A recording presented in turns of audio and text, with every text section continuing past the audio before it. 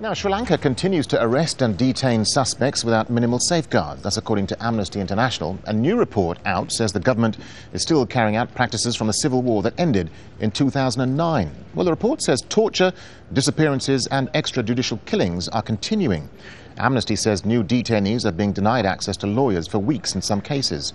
It says current laws make it easy for officials to transfer prisoners within the country, which only encourages human rights abuses.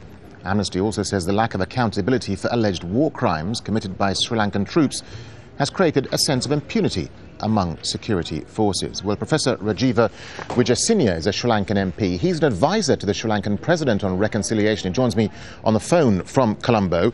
Rajiva Wijesinha, the report claims the government is carrying out torture and extrajudicial killings. It says some people are still disappearing. This is a pretty damning report. Why is it still happening? Well, I think you should better ask why the report has come out now. It's obviously timed to coincide with the UN Human Rights Council in Geneva, where the United States has a rather nasty resolution against Sri Lanka. But if you actually look through the report carefully, as I can't say I did carefully because I didn't have much time, but I looked through it very quickly, and I find that while there are heaps of generalizations that try to suggest that Sri Lanka is in a state of crisis, all the examples they cite go back several years. I mean, I think I counted about 8 actual case studies, and hardly any of them relate to the modern period. Most of them actually relate either to 2009 or earlier.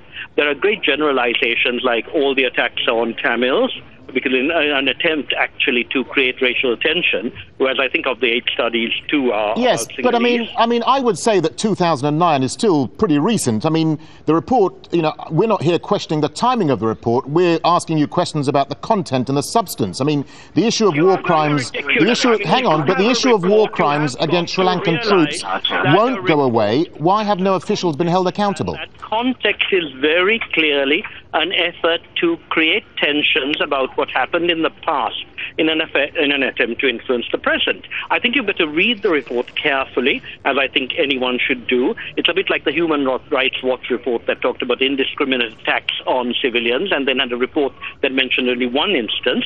Go carefully through this. Let me just cite one of the 2009 cases. It's about someone called Umar who claims to have been tortured. He was actually arrested because he was a former DT combatant, which he admits. He claims that he actually told his interlocutors that he was never with the LTT.